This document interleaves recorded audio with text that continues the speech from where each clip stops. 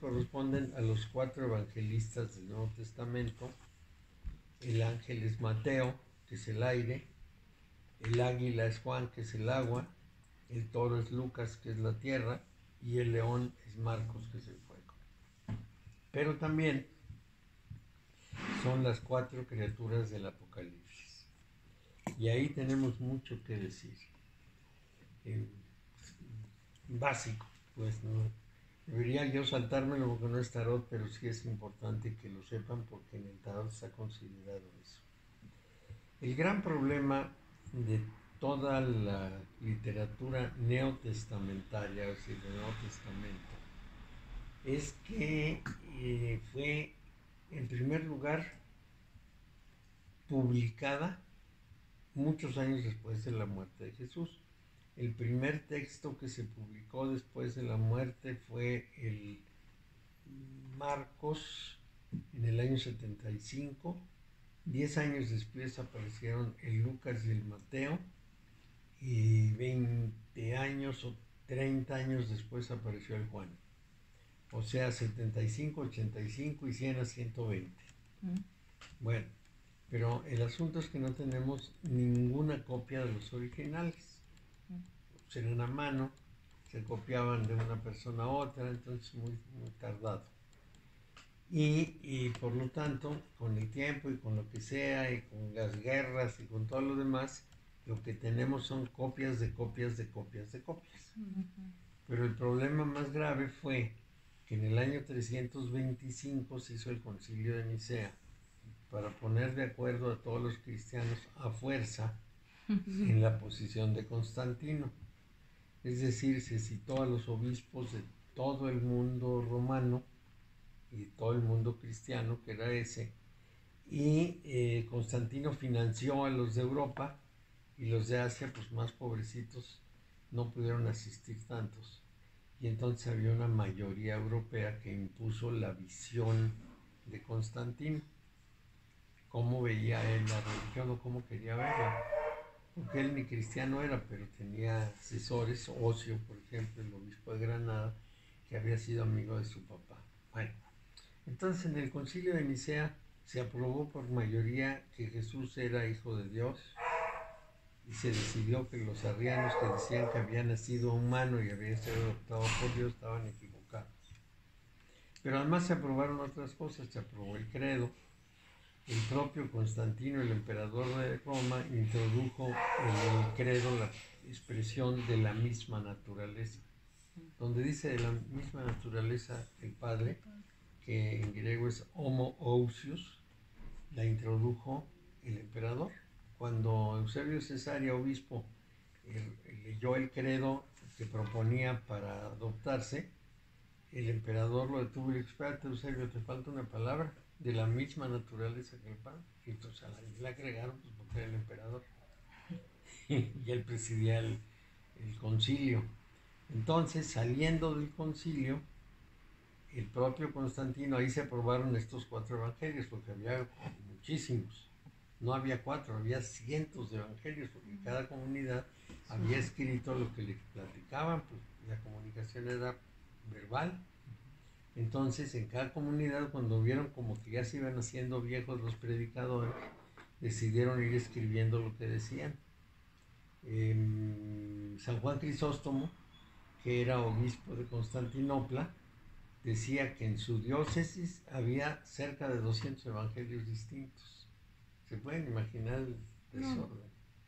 Bueno, entonces, un obispo de la ciudad de Lyon, de Francia, que se llamaba Ireneo, según su criterio, dijo que los 4 que conocemos eran los buenos, eran los que parecían a su doctrina. Entonces, esos son los que se utilizaron, eso fue en el año 200, en el año 325, se utilizaron con el argumento de Ireneo como los que iban a ser oficiales. El Juan se sale completamente de la línea de los otros, pero bueno, se aprobaron los 4.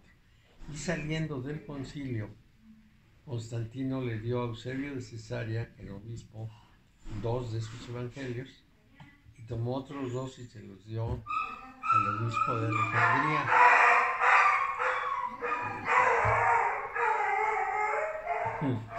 Atanasio, el obispo de Alejandría. Entonces les dijo, ajusten a lo que decidimos en el concilio. Entonces cada quien se llevó su par de evangelios y pues, les corrigió lo que consideraron que era conveniente quitarles, ponerles y hacerles. Y una vez que tuvieron eso, empezaron a sacar de 50 en 50 copias. Recogían las copias que existían, las quemaban y les daban las nuevas. Por eso no tenemos ningún evangelio completo anterior al siglo IV. Entonces no sabemos exactamente qué decían. Sabemos qué dicen, pero no sabemos qué decían. Entonces sí tenemos un problema en esa historia. Y el Apocalipsis es un caso específico, es el último de los libros del Nuevo Testamento, muy difícil de definir, de interpretar, de, ¿qué diríamos?, del trabajo exegético, el análisis, el estudio, la comparación, etc. Este Apocalipsis, que quiere decir revelación, es la revelación. En realidad está formado por 3 libros distintos, adosados uno al otro. El primer libro del Apocalipsis, que es, digamos, la introducción, lo que anuncia es el regreso de Jesús de Egipto a Palestina, en donde le avisa a Juan, y no puede ser otro sino Juan el Bautista, porque Juan el apóstol era demasiado joven para eso. Pero en fin, le avisa a Juan que ya va y que les avise a todos los demás que ya va, porque es el momento del cambio, es el momento de la transformación, casi el fin del mundo. Entonces, esto, por supuesto, como diríamos, se monta como si hubiera sido un texto posterior a la muerte de Jesús, pero es un texto posterior en el que le avisa que ya va a llegar. Y no va a llegar en el fin de los tiempos, sino va a llegar para hacer una revolución en la tierra. Entonces es rarísimo que esté así. Las otras 2 partes son casi indescifrables porque se parecen en parte al libro de Daniel, en parte a otros textos, pero son indescifrables porque habla que había unas bestias y unos ángeles que tocaban trompeta y los sellos de los libros, y dicen, ¿qué será esto? Nadie entiende exactamente. Se usa mucho el Apocalipsis para muchas cosas, sobre todo para espantarnos con el fin de los tiempos, pero ahí se menciona que en el cielo había 4 bestias y eran el águila, el toro, el león, y luego pues, 3 bestias, pues, y el cuarto era un ángel, y que esos eran los que representaban X condición del mundo, y de esa manera es que se asoció con los evangelistas. El Apocalipsis es un texto que todo cristiano debería leer con mucho cuidado, porque sus figuras imaginativas se usan mucho para explicar cosas, y cuando uno lo lee se da cuenta que cada quien lo usa como se le pega la gana, porque sí, no es incomprensible prácticamente. Los 2 libros finales. El primer libro es muy claro porque llega el aviso de Jesús que le dice a Juan, prepárense, escríbele a la iglesia tal, a la iglesia cual y a la iglesia tal, que unos han sido tibios, otros sí son entrones, pero que ya llegó el momento que tenemos que hacer la batalla, etcétera, etcétera. Entonces, ese pues es obviamente un texto de Jesús en vida, y de alguna manera disimulan las cosas. Por ejemplo, le dice a Juan, avísale al ángel de la iglesia de la Odisea que hagan esto, y al ángel de la iglesia de Sardes, quién sabe qué. Y entonces dice uno, ¿cómo le pueden avisar a un ángel? Y entonces se comprende cuando uno se da cuenta que en griego la palabra es angelus, no angelus, y angelus quiere decir mensajero. Entonces avisarle al mensajero de aquí y al mensajero de allá tiene mucha lógica. Pero al ángel de aquí y al ángel de allá, pues uno no entiende cómo un ángel puede andar comunicando cosas. Pero bueno, entonces todo esto va asociado con esta mención de las 4 figuras, y siempre hay que tener presente que son figuras muy manipuladas, muy manejadas. para buscarle sentido y darles interpretación. Bueno, el 10º arcano se pasa de enredado. Tiene mucho simbolismo sobre la transmisión de la palabra divina, que esto es muy importante, y todo lo relacionado con la razón de la manifestación. ¿Para qué hay manifestación? ¿Y qué debe ser lo que haga un ser humano con respecto a la voluntad divina? Ese es el mayor peso que le podemos atribuir a este día. Si lo ven en el árbol, se van a dar cuenta que es la comunicación entre Gesed y Netzach. Y esa comunicación es, desde el punto de vista del pilar del amor, la comunicación entre la persona y el individuo. Es decir, entre el que encarna sucesivamente y el que muere en una sola vida. Entonces, ese canal de comunicación es del lado de la misericordia. Del otro lado es entre Geburah y Hod, que es de mucho rigor. Es el número 12, que significa la inversión de la realidad del mundo, de la concepción del mundo. Bueno, entonces, este arcano 10 nos va a hablar precisamente de la justificación, porque Gesed recibe la palabra de la esfera del zodíaco y la retransmite a la esfera de Netzach en el orden de la manifestación, que es el orden del rigor del amor, en el orden de la naturaleza. Bueno, entonces ahí tenemos que tener en cuenta una cosa muy importante, porque en el Evangelio de Juan y prácticamente en todo el trabajo de la religión se dice que Dios creó el mundo por la palabra. Juan dice en su introducción: en el principio era la palabra y la palabra era con Dios y la palabra era Dios, y todo lo que fue hecho a través de la palabra. O sea, para el mundo judío, en donde se generó todo esto, la palabra era un poder, y un poder muy grande. La palabra divina, el simplemente hágase, creó el universo. Y la palabra humana, que tiene menos poder que la palabra divina, pero no deja de tener poder, sirve para hacer una gran cantidad de cosas, y entre las varias que se le atribuyen es la de cumplirse lo que se declara. De ahí, por ejemplo, las palabras benedicione y maledicione, bendición y maldición. Cuando se habla bien de alguien o cuando se habla mal, se entiende que la palabra tiene potencia, tiene poder y contribuye a que suceda lo que la palabra indica.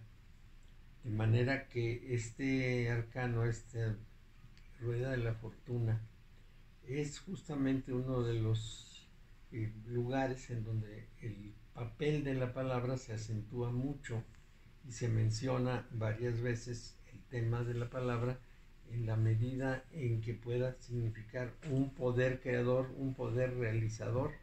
Por ejemplo, los magos suelen usar conjuros con palabras. Las personas suelen usar oraciones con palabras hacia el orden superior. Entonces, el poder de la palabra se considera muy importante. Y ahí tenemos otra pega fundamental en el mundo de la antropología. Solamente el hombre, el ser humano, pues, el Homo sapiens y el hombre de Neandertal tenían el hueso hyoides, que es el que nos sirve para la fonación, para hablar. De manera que es excepcional. Ningún animal tiene ese hueso. Tienen algunas formas de expresarse, como con gruñidos o con chillidos, pero no tienen la forma de elaboración de palabras que nosotros, porque no tienen el hueso. Y el hueso es el que da el soporte para poder hablar. Bueno, los neandertales desaparecieron, probablemente destruidos por el Homo sapiens, y el único ser que tiene el don de la palabra es el ser humano. De tal manera que se considera un motivo excepcional. Y lo peor de todo es que ningún homínido tiene ese hueso. Los huesos tardan millones de años, pero muchos millones en formarse. y no entendemos cómo el ser humano tiene hueso. Nadie ha podido explicar, porque no hay ningún antecesor del supuesto del ser humano, o sea, ningún homínido que tenga el hueso. Y como los últimos homínidos, que fueron el hombre ergaster, el Homo neanderthalensis y el Homo erectus, los últimos 3 homínidos que pudieran ser antecedentes del Homo sapiens, ninguno tiene ese hueso. No sabemos de dónde salió. Nadie sabe de dónde salió. Es lo que podríamos llamar el eslabón perdido. Por eso el descubridor del ADN decía: el ser humano tiene compañeros de viaje, pero no tiene padres, porque todavía no los encontramos. Es el único ser en el que no se cumple el principio de Darwin, porque no tenemos el antecedente. Todos los demás vamos encontrando restos que nos van diciendo cómo evolucionaron, pero el humano no. Entonces ahí tenemos que pensar de dónde salimos. El otro día en una clase, un hombre ya mayor, un médico que va a mi clase, dijo: pues no nos queda de otra. O aceptamos la tesis de la Biblia de que fue creado del barro por Dios, o aceptamos la tesis de los sumerios de que fue una manipulación genética de los extraterrestres. Es que no hay ninguna otra hipótesis. Nadie ha propuesto ninguna otra cosa que explique esto, ¿no? Aquí estamos, no cabe duda que estamos. ¿Cómo fuimos hechos? ¿O cómo llegamos a ser lo que somos?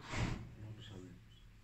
La siguiente diferencia importantísima entre nosotros y los animales, muy facilitada por la palabra, es lo que llamamos la revolución cognitiva, que se produjo en el año 70.000 antes de nuestra era. ¿Qué es la revolución cognitiva? Es un momento en que un ser humano que vivía a la mitad del ciclo alimentario, comía y se lo comían, de pronto tiene quién sabe qué fenómeno y empieza a pensar. Y empieza a pensar de una manera sorprendente, de una manera mítica. Inventa cosas y cree en ellas. Inventa cosas, inventa lo que sea. Por ejemplo, una nación es un invento, porque no tiene ningún soporte. Nación quiere decir que nos pusimos de acuerdo para llamarnos mexicanos, pero no hay ninguna cosa que sea México propiamente hablando. Podemos dividir el territorio, por ejemplo, con toda facilidad, y no podemos decir es que partieron México, sino que se convierte en otras cosas, ¿no? Como Guatemala se independiza y es Guatemala, es otro país. Es decir, tanto un país como una empresa son ficciones legales. Por acuerdo de voluntades decidimos que somos mexicanos, pero nada más. Igual podríamos decidir que somos latinoamericanos y todos juntar. Bueno, esas ficciones las creemos y trabajamos en función de ellas. Es lo que alimenta prácticamente la vida humana. No solo tenemos ficciones de ese género, tenemos ficciones de lo que es importante, de lo que es trascendente, de lo que vale la pena, de las costumbres sociales. Todo eso es ficticio. Por ejemplo, ¿por qué se viste una novia de blanco? Pues es una ficción. Porque significa tal. Es ficticio. Si se vistiera de verde o de azul sería la misma novia, nada más que nosotros suponemos que el blanco expresa. Sí. Y además se presta al chismorreo. Claro. Un día una persona me dijo: ¿te fijaste que no era blanco el vestido, sino como color marrón? ¡Ay, no! Y le dije: pues claro, porque era el vestido de la abuela. Y yo ya creo que está, pero añoso, pues era el vestido de la abuela. ¿Cómo nos va a poner? No, yo creo que pasó otra cosa, porque fíjate. ¡Ay, no! Todo el chisme, qué barbaridad. Pues todos son tendidos humanos, vivimos de símbolos. Entonces es importante considerar esto aquí. Sí, ¿verdad? Que chismorreos. Sí, aparte, pues, ¿qué les importa? Pero no les importa. Bueno, entonces, como esta carta nos va a dar la razón de la manifestación, Y nos va a hablar además de una gran cantidad de simbolismo relacionado con la transmisión de la palabra. Le tenemos que dar un lugar muy particular porque nos revela mucho de lo que puede ser lo que concebimos como la ley, o sea, la voluntad superior expresada en unos ciertos términos. Por eso, el nombre Testamentum, que es importantísimo, porque es aquello que está registrado sobre lo que sucedió, sucede y va a suceder. Este testamentum, en última instancia, sería precisamente el conocimiento de toda la realidad universal expresada en un presente, vamos a decir, sin considerar que existiera un futuro y sin pensar que el pasado ya pasó, sino como si lo viéramos actual. Bueno, entonces, el camino de ascenso de Malkuta Keter, que es el camino de la iniciación, el ser humano va descubriendo poco a poco su naturaleza y ese conocimiento superior que está guardado en las distintas esferas. Y a todo esto se le concede la idea de la palabra divina. ¿Qué es lo que ocurre con eso? Bueno, decimos, Dios habló, la palabra creó el universo. Entonces, todas las leyes, todos los principios son la palabra de Dios. Probablemente cuando en misa oyen es palabra de Dios, el cura no da todo el alcance de lo que está diciendo, pero ese alcance es, si Dios creó el universo con la palabra, sus reglas están expresadas en palabras y la relación con Él tiene mucho que ver con la palabra. Como el árbol de la cábala se considera el esquema de la escalera por la cual se asciende a Dios, y no solo uno, sino los 4 que están en ese cuadro, entonces podemos entender por qué el segundo nombre de este arcano es cábala. El primero es testamento, es decir, todo lo que pasó, pasa y va a pasar, ya se conoce, ya está inscrito en el libro de la vida. El segundo es, si quieres ascender desde la manifestación hasta Dios, tienes que pasar por la escalera de la cábala. Le llames cábala o no, tienes que pasar por esa escalera. Entonces, todo lo que ocurre en el mundo es algo completamente, digamos, considerado en el testamento.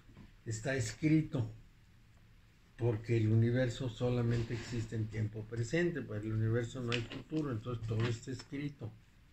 Y lo que aparenta ser inexplicable, caótico, etcétera, simplemente aparenta serlo porque no lo entendemos, no entendemos en qué contexto se están haciendo las cosas. Vamos a tomar el ejemplo del jardín. Cuando un gusano que pudiera contemplar al jardinero y hablar además, viera lo que está haciendo el jardinero del jardín, dijera, esto es un caos, vamos al más horrible caos. Y el jardinero está tratando de ponerlo muy bonito y muy ordenado, pero el gusano lo ve como un caos, pues le revuelven la tierra, lo sacan por todos lados, no sabe ni dónde va a vivir, ni de dónde va a comer, un caos. Mientras que para el jardinero es un orden. Entonces, esa misma imagen nos transmiten respecto del universo y Dios. Si Dios o la divinidad o la figura suprema o los principios universales tienen un plan, no sería tanto un plan como una definición de cómo deben ser las cosas, pero vamos a llamarle el plan de Dios, que así le llaman. Entonces, nosotros no tenemos acceso al plan y no entendemos una cantidad de cosas que serían explicables si pudiéramos saber hacia dónde va. Si al gusano le dijeron, mira, no te preocupes, estabas aquí, pero ahora vamos a ordenar esto de esta manera, entonces vas a poder recibir acá, es igual de bonito y estaba más atendido, lo que sea, y el gusano se pondría muy contento. Lo que no hablan los gusanos es un problema, saben gusanitos, les vamos a cambiar el medio, ¿no? Bueno, nosotros tampoco entendemos el lenguaje divino, de manera que estamos más o menos igual.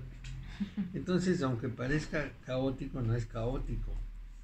Y parece para el ser humano que las cosas no tienen explicación cuando dice, tengo un destino terrible, me ha ocurrido esto, aquello y lo otro. Pero si lo reflexionamos, sí tiene explicación, sí tiene una razón de ser que nosotros no solemos descifrar. Esta es una cosa muy importante de considerar. Creo que les había platicado que una alumna mía un día me dijo que mi vida había sido muy sufrida, y yo le decía, no, pues yo le he pasado muy bien. Y me dijo, pero es que tu papá se murió cuando tenías 5 años y tu mamá cuando tenías 12, ¿cómo que bien? A ella le parece terrible, a mí no, es una visión distinta. ¿Y por qué puede a uno no parecerle terrible? Porque frente a esos fenómenos destructivos, fatales, vamos a llamarles, uno tiene que preguntarse, ¿qué tengo que aprender de esto? No qué tragedia me está pasando, sino qué lección derivo de este suceso. ¿Cuál es el plan del jardinero y por lo tanto por qué estoy viviendo esta situación? Y entonces es muy llevadero el suceso, porque en vez de hacernos desdichados, nos da una respuesta para evolucionar, para cambiar. Esa pregunta es muy difícil cuando nos duele, Claro. pero es una pregunta esencial. ¿Qué tengo que sacar de lección? ¿Pero y en qué momento llegaste a ese punto? Porque me imagino que a los 12 sí fue un caos. No, porque como yo había leído los evangelios muy a fondo, estaba convencido de que la muerte te llevaba a un lugar mucho mejor. Un niño sí lo cree, un adulto no lo cree, pero un niño sí cree. Entonces yo estaba convencidísimo de que la muerte te llevaba, bueno, al verdadero paraíso terrenal. Eso me parecía muy bien. Claro, pues imagínate, mi madre con un cáncer de la garganta sufriendo horrible, ni la morfina le hacía, y se muere y se va al paraíso, pues era un motivo de felicidad. Es distinto la perspectiva de un niño a la perspectiva de un adulto, sobre todo si crees en eso. Yo estaba convencidísimo, a mí me parecía, bueno, fantástico. Ay, qué padre. Qué raro, ¿verdad? Qué No, diferencia. pero qué padre porque no lo padeciste. No, nada. Así que yo dijera, qué tragedia, no, al contrario. Y no te preguntaste así de, ¿y ahora yo qué voy a hacer? ¿Quién me va a cuidar? ¿O qué voy? No. No. Bueno, no, porque tiene uno familia. Pues vivíamos en un edificio toda la familia, no me parecía muy raro. Si no te lo cuestionas. No. Y menos a esa edad. Uno está acostumbrado a que le dan y lo mantienen y lo llevan, entonces no te lo preguntas. Sí. Cuando fui con mi abuela le dije, bueno, pues ya nos vamos, porque ya no está mi mamá. Y, ¿a dónde van? Me dijo. Y yo, bueno, pues así es. Entonces uno no, en esa edad cuando menos no lo ve distinto. Pero va creciendo y se va haciendo tremendamente desconfiado. No se cree las cosas. Yo cada vez que me planteo este problema, el mismo tema del sufrimiento humano por lo que le ocurre en personas que se supone que deberían tener una fe inconmovible, no lo puedo creer. No lo puedo creer. Pero así pasa. Yo tengo un alumno súper católico que tiene un hijo que es monje y sacerdote. Todo el tiempo está hablando de la confianza que uno debe tener en Dios. De pronto le aparece un cáncer, lo operan, le duele horrible y entonces sufre muchísimo. ¿Qué me va a pasar? Y se asusta mucho. ¿Qué pasó? Pues si tiene fe debería ser inconmovible la fe, pero no puede. Es raro, ¿no? Sí, pues sí. A mí me parece muy raro, no es pero congruente. pues sí, uno debería aceptar todo sabiendo que la sabiduría divina está muy por encima de lo de uno y que lo que está pasando es producto de la sabiduría divina. El jardinero sabe lo que hace, pero no es cierto. No nos gustaría que nos pasaran ciertas cosas. Sí, claro. Y ahí está todo el problema, porque entonces nos resistimos en vez de dejarnos llevar. Probablemente ustedes han oído la expresión fluir, que se inventó hace como 15 años. Uno tiende a no fluir, tiende a agarrarse de la roca para que no haya flujo. Bueno, entonces es muy importante hacer una revisión, que es lo que hace el autor Moni Sadhu de el Padre Nuestro, que es una oración universal para el occidente. Entonces, todo esto va ligado a formaciones astrales y a formaciones físicas. Y entonces aquí entra el asunto con lo siguiente: el que, no diré que pronuncia una oración, el que siente una oración, el que lanza una oración con un conocimiento firme respecto a su sentido y a su efecto, se le puede calificar como teurgo, y tiene una relación tal con el orden superior, con el arquetipo, con el Dios, o como le queramos llamar, que sabe que los resultados se producen. Aquí, en principio, una oración es el uso de la potencia de la palabra para generar algo. Sabemos, por ejemplo, que las oraciones de las personas que se dedican a la Christian Science, que creen en la Christian Science, que son los que curan orando alrededor del enfermo. Antes no sabíamos qué pasaba, pues llegaban 20, se ponían a orar y el enfermo se ponía bien. Entonces ahora ya sabemos, esa vibración va haciendo un efecto en el sistema enzimático del enfermo y lo va transformando. Y como las enzimas son la base de la vida, entonces como que lo renuevan con esa estimulación enzimática. ¿Cómo supieron que podían hacer eso? Quién sabe, pero es parte del poder de la palabra. Claro, hay gente que se muere, pero pues en los hospitales también se muere un montón de gente. Tampoco es que podamos decir que le remedian mejor el mal en el hospital. Con sonido te la haces eterno. Entonces aquí vamos a tratar de seguir al autor en el Padre Nuestro. Y él lo da en latín: Pater Noster Iestin Coilis. Es una invocación. Invocar quiere decir llamar. De ahí viene la palabra vocativo, como las derivaciones. El vocativo es llamar al otro. Invocarlo es jalarlo. ¿A qué está dirigida? Pues a la unidad, a Dios, que está por encima de todas las cosas. Entonces, esto es al orden superior. En este caso, pudieran ser los tres círculos superiores. En el cielo quiere decir que está por encima del horizonte de la eternidad. Esto es importante, fuera del tiempo. La eternidad no es la existencia lejos, lejos, lejos, lejos para atrás y lejos para adelante. Es estar fuera de la temporalidad. El que está fuera del tiempo no tiene adelante ni atrás. Es eterno. Eso es lo que quiere decir eternidad.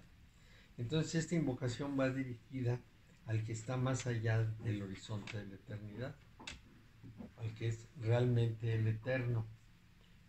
Los maceístas, que eran la gente de Persia, consideraban que el supremo era la eternidad, que es una abstracción, y la eternidad es solamente un concepto para nosotros. Para ellos era la realidad suprema. Y entonces la eternidad tuvo dos hijos. Un hijo muy bueno, muy bueno, que se llamaba Ahura Mazda, y un hijo muy malo, que se llamaba Angra Mainyu. Eran los dos extremos, la polaridad de la manifestación. Entonces el bueno era súper bueno y el malo era súper malo. Tenía todos los vicios. Era mentiroso, agresivo, matón, sucio, maloliente, en fin, de todo eso. Sí. Y entonces se da una lucha entre los dos, que va a durar la mitad de un ciclo de precesión de equinoccios, 12.500 años aproximadamente, y al final triunfará el bien. Así lo veía. Entonces, esto es muy importante porque esa eternidad era en realidad el origen de todas las realidades. Y esa eternidad estaba fuera del tiempo. ¿Cómo sabían que el universo no tenía tiempo? No me lo explico. ¿Por qué la eternidad? ¿Y por qué pensaban que estaba fuera del tiempo como el universo? A lo mejor a alguien les pasó el chisme, pero no sabemos cómo supieron tanto. Sí sabían muchas cosas. La precisión de los equinoccios es un conocimiento extraordinario. Y no sé si ustedes han oído de Göbekli Tepe. Sí, cómo no. Göbekli Tepe es un sitio arqueológico en este momento encontrado en Turquía. No, pues no. Está en Turquía. Encontrado en Turquía. Lo había explorado un grupo norteamericano, pero pensaron que eran ahí unas culturas así nomás. Y luego llegó un inglés y empezó a rascar en serio y se encontró con una construcción de piedra fantástica, enorme, de hace 11.500 años, es decir, 9.500 años en nuestra era, con la particularidad de que no tenía residuos de alimentos agrícolas, solamente tenía residuos de huesos de animales, o lo que es lo mismo, había sido construido antes de la agricultura en el tiempo de los cazadores recolectores. Y la pregunta era cómo un grupo de tribus se reúne para construir una cosa de ese tamaño, porque es una construcción, esta primera que encontraron, fantástica, grandísima, unas piedrotas, además labradas, y tienen figuras muy bonitas las labradas. Entonces, ¿de dónde salió esto? ¿De dónde salió esta figura de una araña labrada, un chango bien labrado? No crean que así medio mal o medio primitivo, no, perfecto. Como si le hubiera hecho un escultor como Miguel Ángel. Bueno, el tema es complejísimo porque nadie sabe para qué la construyeron y se presume que fue un edificio religioso. Eso significaría que la religión nació antes que la agricultura, contra lo que pensaban los antropólogos. Pero el problema es que de 1995 para acá, este hombre lleva encontrado 60 sitios alrededor de ese primero. Y dice que para el año 50 ya se habrá podido desenterrar prácticamente todo y hacer opiniones más fundamentadas sobre su sentido. Pero No se le imagínense apure. una región de construcciones de ese género, es que nadie sabe qué pasó. Es muy, muy interesante. Está en proceso, no podemos decir mucho, pero en ese proceso ya tenemos idea de que se trata de un conocimiento muy complejo, porque en primer lugar tenían que haber podido cargar unas piedrotas terribles de toneladas, de muchas toneladas, como las mismas Stonehenge. Luego, labrarlas, porque las de Stonehenge están alisadas de un lado y las dejaron de la misma manera del otro por razones de sonoridad. Pero estas están labradas, están parejitas. Y resulta que, ¿cómo explicamos que los cazadores recolectores tenían instrumentos como cinceles y martillos para labrar una piedra, cuando ni siquiera se había descubierto el metal en la humanidad? No hay explicación lógica. Y Más no se bien- explican. Más bien la No les están explicación saliendo las cuentas. es que no hemos descubierto lo que en realidad pasaba Claro. y nos imaginamos que eran unos salvajes. Suponiendo. Sí, y no eran tan salvajes. Tenían muchos antecedentes, muchas cosas anteriores, lo cual casi nos hablaría de civilizaciones desaparecidas de las cuales no tenemos noticia. Bueno, entonces, precisamente, ahí tenemos un ejemplo típico de dónde pueden salir ciertos conocimientos, como en este caso decía de los mazdeístas, sobre el horizonte de la eternidad, que nos sorprenden, pero que probablemente corresponden a unas civilizaciones muy grandes. Bueno, entonces en el cielo no quiere decir que estén trepados ahí, quiere decir que están más allá del horizonte de la eternidad. Esto es un tema muy, muy digno de reflexión. Desde el punto de vista estrictamente cielo, el pueblo más antiguo, que eran los sumerios, decía que el cielo era lo que nosotros llamamos el cinturón de asteroides. Y más allá del cinturón de asteroides era el abismo. Por eso a Satán o a Luzbel lo mandan al abismo. Se va lejísimos. Entonces tenemos que considerar esa visión de un pueblo antiguo, que no es lo mismo que el conocimiento que estamos hablando en Göbekli Tepe, en que ven, dividen lo que alcanzan a captar, el cinturón de asteroides como el tope, el cielo, y después un abismo indescifrable, del cual no hay ninguna noticia. Ya les había yo contado que el 1 de enero de 1925, por primera vez la humanidad supo que el universo tenía muchas galaxias y no nada más la Vía Láctea, ya lo habíamos visto. Quiere decir que hace 100 años todavía andábamos más o menos como aquellos, que no sabían bien a bien de qué se trataba. Entonces, quién sabe qué falta por descubrir. Bueno, entonces, esta invocación realmente tenemos que verla como que toda invocación tendría que estar dirigida al sin límite, al que está más allá de todo, a lo que nosotros no podemos concebir ni ver.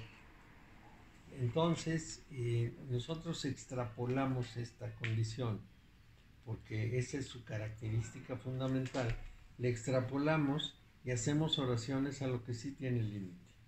Por ejemplo, a San Judas Tadeo. Y San Judas Tadeo, pues era un ser humano, y entonces una oración a San Judas Tadeo es algo que está muy limitado. No es el Ein Sof, es pues una persona que hizo buenas obras y murió, y no tenemos por qué hacer eso. Pero en fin, son poderes auxiliares, queremos verlos como poderes auxiliares. Entonces, apelamos a esos poderes auxiliares, pero esto solamente es lo que pudiéramos llamar nuestra cortedad para entender hacia dónde tiene que dirigirse la palabra. Si el origen del universo es la palabra, nuestra palabra tiene que volver a su fuente, porque ese es el sentido de las cosas. Entonces, es muy importante considerar que todo debe fluir hacia el Ein Sof. Ein Sof es el sin límite.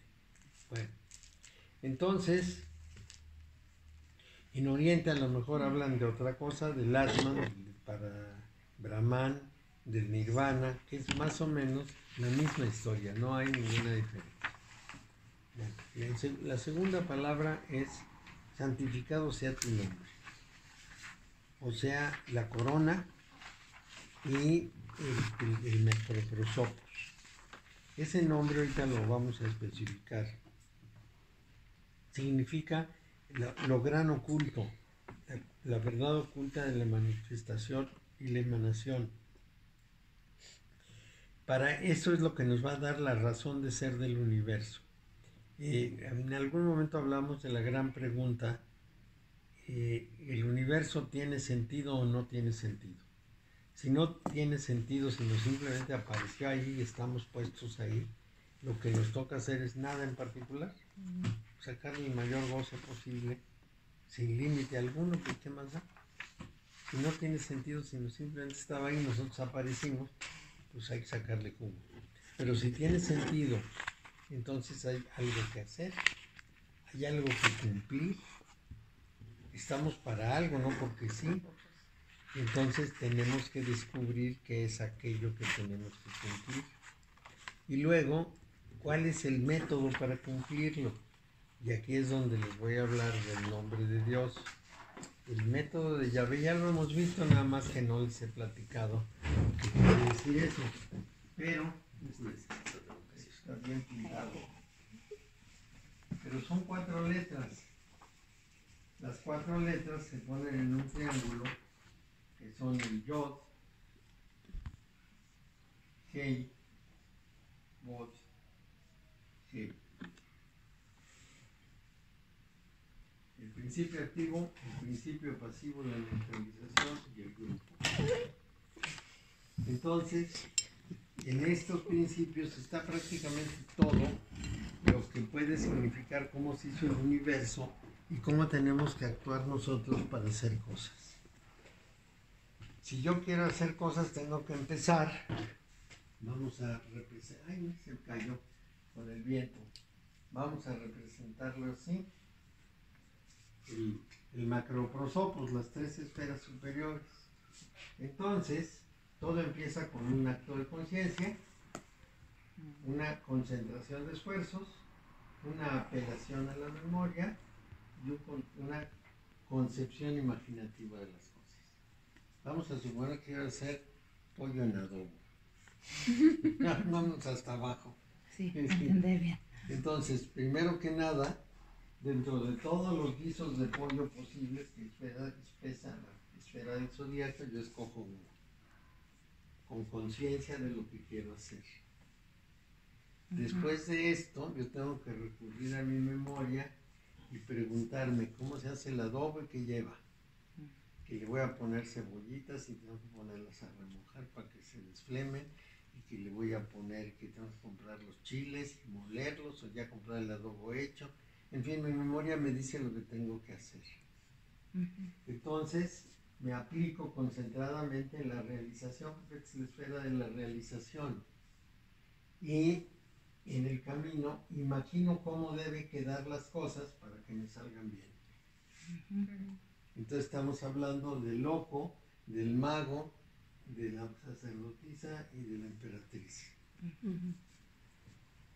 Bueno, ese método es lo que se tiene que aplicar siempre que uno hace cosas. Entonces se entiende que el universo fue creado de esa manera. De todas las posibilidades, Dios escogió una.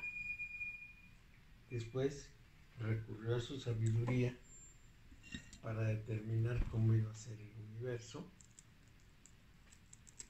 Imaginó cómo debería quedar y concentró los esfuerzos en darle realidad concreta.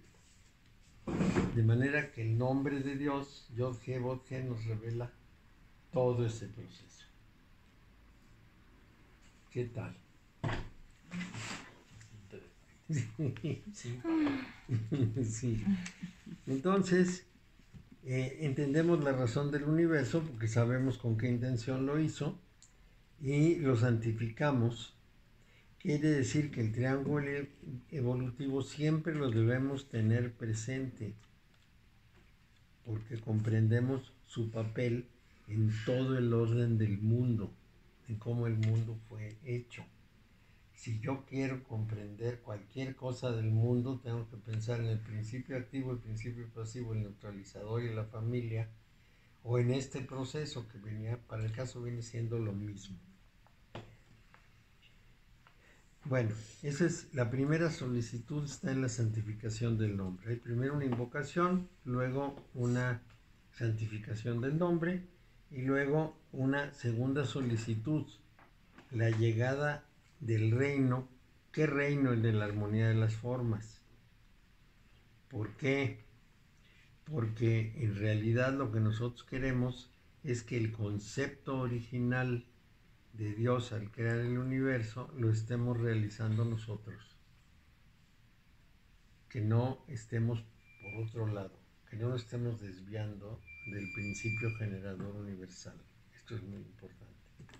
Entonces, ese reino, que es el reino armónico del orden, lo que los judíos llamarían la Jerusalén celeste, lo que estamos pidiendo es que llegue, que nos organice y que nos justifique, que nos dé la razón de ser de nuestra vida. Es la segunda petición, es una petición muy importante. Entonces, la tercera solicitud es la de que el cumplimiento de la voluntad divina en el mundo manifiesto. Entonces, es importantísimo, pues, que yo pueda cumplir lo que es el sentido del universo, que además en general ignoro. No sé por qué estoy aquí, entonces yo tengo que ascender en el árbol para enterarme de qué estoy haciendo aquí, cuál es mi función. Tengo que identificarla. Creo que ya les había dicho que la función se hace presente. Entonces uno tiene que aprender a descifrar lo que le pasa en la vida para darse cuenta de la función que se hace presente y adoptarla. Entonces, eso es, hágase tu voluntad, tal como se hace en el cielo, que se haga en la tierra, o sea, en la aplicación concreta al mundo material, al mundo emocional, al mundo intelectual, de las leyes que son del orden superior. Entonces, lo que estoy diciendo prácticamente es, ya me di cuenta que hiciste esto ordenadamente, ya me diste la fórmula de la ordenación, que es la sacralización del nombre, que tu armonía tal como la tienes concebida nos llegue y que se haga esa voluntad que tú decidiste para qué estábamos aquí, para qué habías creado la manifestación, que se cumpla esa voluntad en mi vida, que realmente sea yo la expresión de esa voluntad. Luego habla del pan nuestro, panem nostrum quotidianum da nobis hodie. Y si se dan cuenta, el pan es el conocimiento de lo que es la vida, es lo que es el sustento de la vida, la base de la vida. No es que se refiere exclusivamente al alimento pan, pero además ese conocimiento que estamos pidiendo lo pedimos para el día, hoy. Dánoslo hoy. No le decimos, dame pan de aquí para la semana próxima, sino que decimos, dame el pan de hoy. Esta es la llamada a vivir en el tiempo presente. Acuérdense que Jesús hablaba mucho de eso, decía que si los pájaros comen, pues cómo no va a alimentar Dios al ser humano, y que si una persona le pide a su hijo pan, no le da una víbora, sino que le da pan. Entonces, cuanti más si se le pide a Dios, no dará algo que es importante, y ese pan es el alimento de la vida. Entonces, y lo pedimos para hoy, que todo lo que yo voy a hacer hoy en tiempo presente sea congruente con todo lo que ya te dije antes de la armonización del mundo. Entonces, es un conocimiento. Quiere decir que en este momento y para este día, yo pido que sea un día congruente con todo aquello que ya vino antes, hoy. Y mañana lo volveré a pedir. ¿Por qué? Bueno, pues porque los judíos, a diferencia de nosotros, todas las mañanas se levantan, se ponen sus filacterias, una cajita aquí, se amarran unos hilos y les dan vuelta y dicen una oración, llamada Shema Israel. Esa oración está en el Deuteronomio y se traduce como escucha Israel. ¿Y qué es lo que dice en esa oración? Escucha Israel, yo soy tu único Dios, no hay otro más que yo, y a él debes quererlo y tú lo debes transmitir a tus hijos y debes poner en tu portal de tu casa mi nombre y echa un gran rollo y debes decir esta oración todos los días, etc. Y todos los días los judíos de religión rezan su oración, se ponen la cajita está escrita la oración y se pone una aquí y otra acá, en el brazo, en la mano, y luego se amarran unas tiras de una manera especial y les dan vueltas y se van inclinando así, entonces están dándoles vueltas e inclinándose. Y van diciendo la oración, escucha Israel, tal. Piden para ese día y al día siguiente piden para ese día. Y aquí está puesto, hoy. El pan de la oración le llaman. Y es importante. Bueno, entonces es para elegir nuestro camino y para vencer todas las cosas que nos pueden dificultar hacer ese camino. Luego dice, edimite nobis debita nostra, que se aplica precisamente a las limitaciones que tenemos en nuestra persona, para no errar sobre ese principio de sabiduría. ¿Cuál es aquí el punto clave? El tema del pecado. Pecado, lo habíamos comentado, quiere decir desviación, no quiere decir falta, transgresión, error, quiere decir desviación. Si yo me doy cuenta de la desviación seguramente nunca voy a volver a ella. Les voy a dar un ejemplo. Tengo una plantita en mi casa y de pronto tomo una hojita y le doy una masticadita a ver a qué sabe y me pone la lengua así. Nunca más voy a hacer eso. Porque, ¿verdad? Una vez me basta. Es una desviación. Erré el camino. En vez de comer lo que debía, le puse una mordida, una cosa que no era. Muy bien. Pues lo mismo debería suceder con todo lo que son actos erróneos o equivocados. Me equivoco y hago algo que no debería hacer. Al no volverlo a hacer, es a lo que se llama el acto de contrición. Nunca más voy a hacer esto porque es una desviación que no me conviene. Y entonces uno se pregunta, si le pregunta a los curas lo dirán, ¿y de qué se confiesa la gente? Dicen siempre de lo mismo.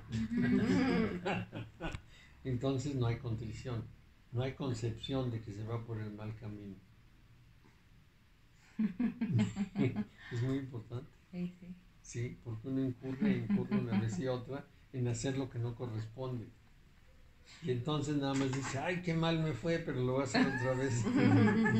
Y decía un sacerdote y con razón, porque llegó una persona a confesarse y le dijo, padre, cometí estas faltas, pero no me arrepiento. Bueno, la verdad. Bueno, entonces, por lo menos era Bien honesto. sincero, pues sí, Pero el también. sacerdote le dijo, claro que no te arrepientes, lo hiciste porque te gustó hacerlo. Claro.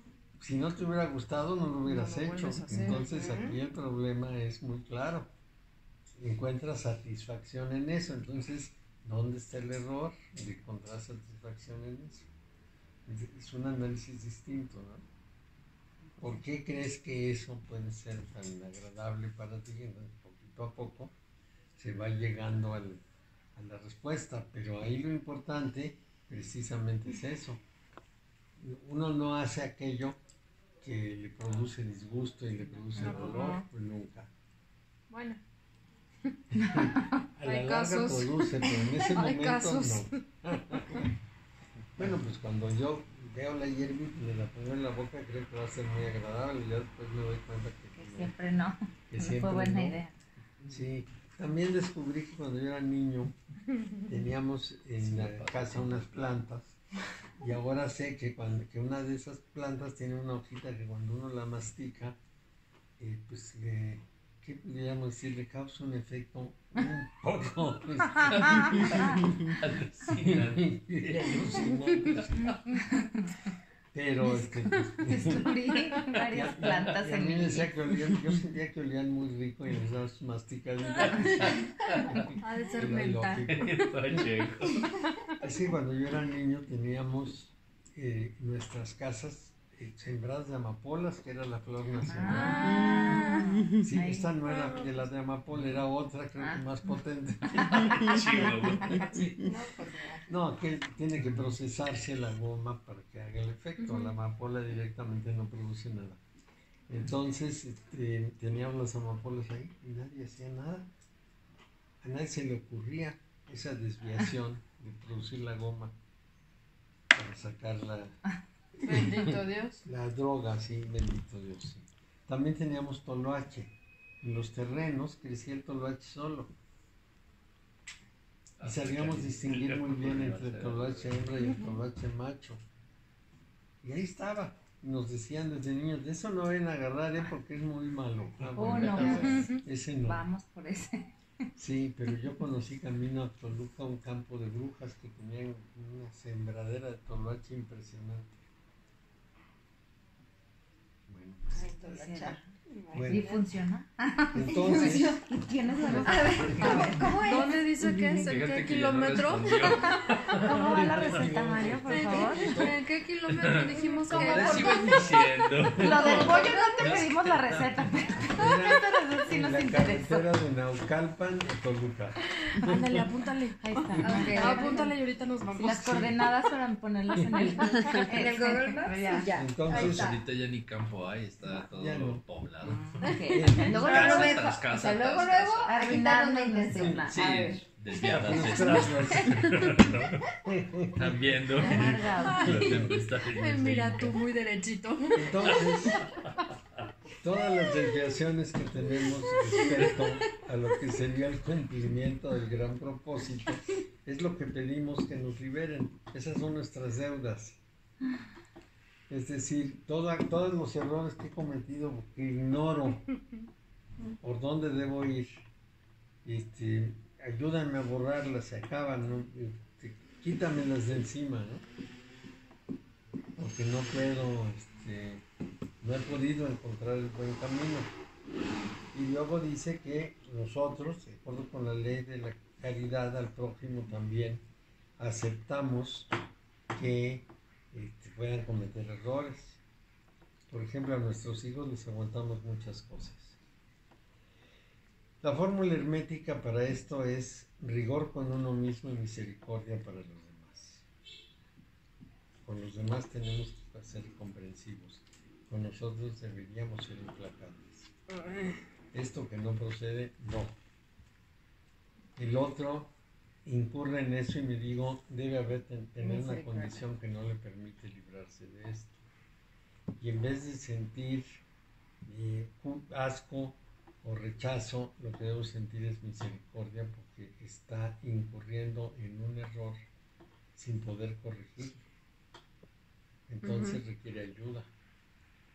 Se está equivocando del camino y está sufriendo de más. Si esto lo combina con la fórmula el sufrimiento es la medida del error, la persona equivocada sufre. Y sufre mucho. Por ejemplo, el que se enamora como un tonto y no le corresponde sufre mucho.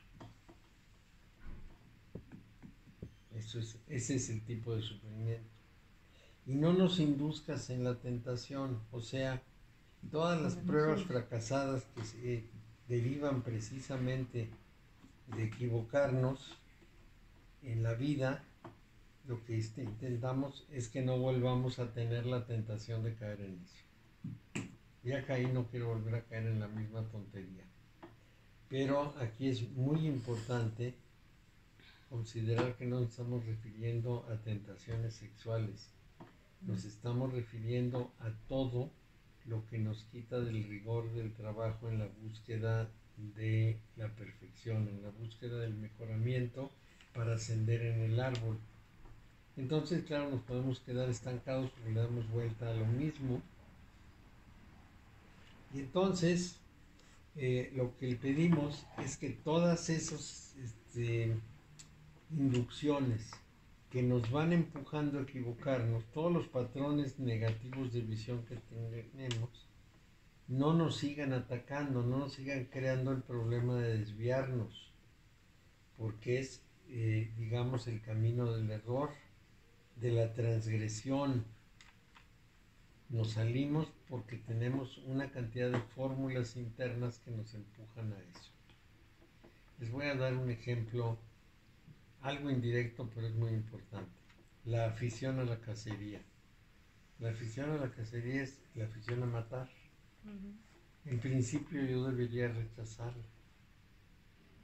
¿Por qué no la rechaza alguna persona? Porque le da gusto, porque satisface algún gusto. El que sea, ¿no? O sea, puede ser un gusto de adrenalina o puede ser un gusto de la satisfacción de destruir algo. Yo tenía unos primos muy mal educados que eran chiquitos y todo lo destruían. Y un día uno de sus tíos les tenía unos regalos de Navidad. Entonces se dio cuenta que uno de los chicos iba así como para tomar el juguete y hacerle algo. Entonces lo tomó de los brazos y no lo dejó moverse. Y ese le decía a su hermano, Alán, patéalo, rómpelo. Pero es lo que hacemos con los animales. Por placer. Yo tenía un tío cazador.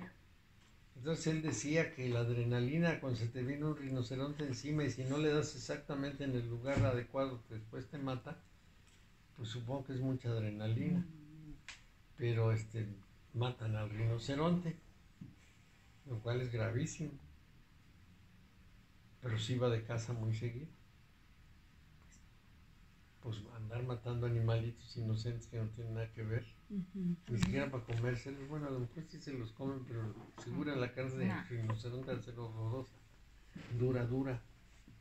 Porque, ¿qué hacen con los terneros para que sean blanditos? No los dejan moverse. Si hacen ejercicio, hacen músculo. Entonces no deben hacer ejercicio para que la carne sea blandita. Imagínense nada más que horror. Bueno, entonces libéranos de esos clichés.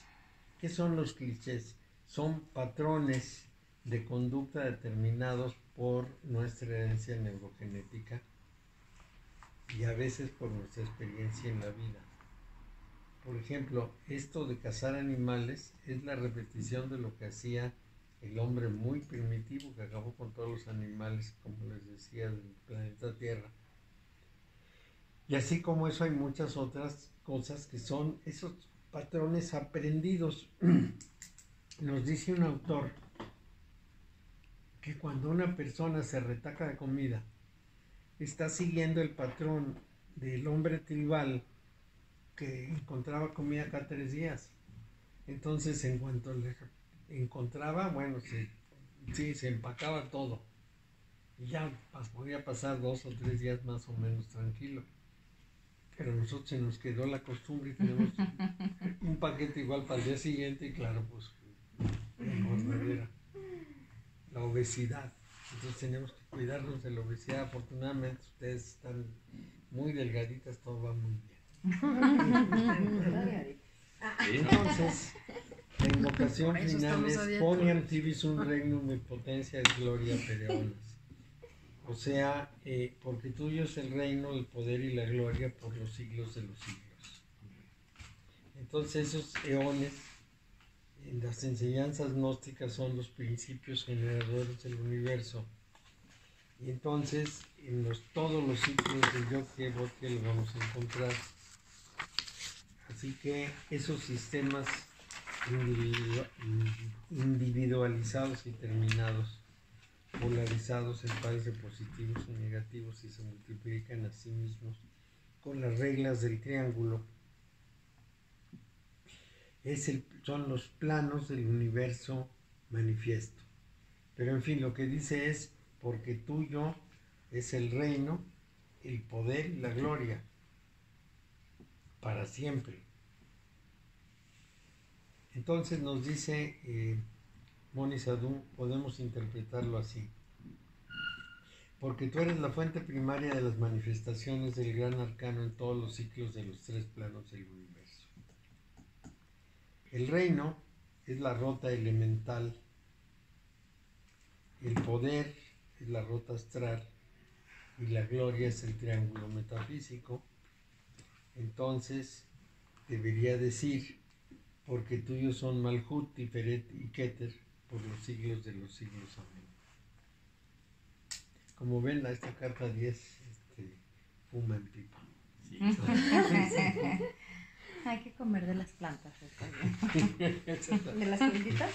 A ver si consigo una en un video y se las enseño. ¿Qué traes para en vez de galletas? En vez de galletas. Ahí vamos a Todo azul, clarísimo. ¿No sabes cómo se llama? No me acuerdo. Para investigar No me acuerdo. e ir a comprar. No, pues tengo que ver. ¿A qué hora cierra el vivero? No, ya cerraron. Sí, sí. Cierran temprano. Como el pastel de marihuana.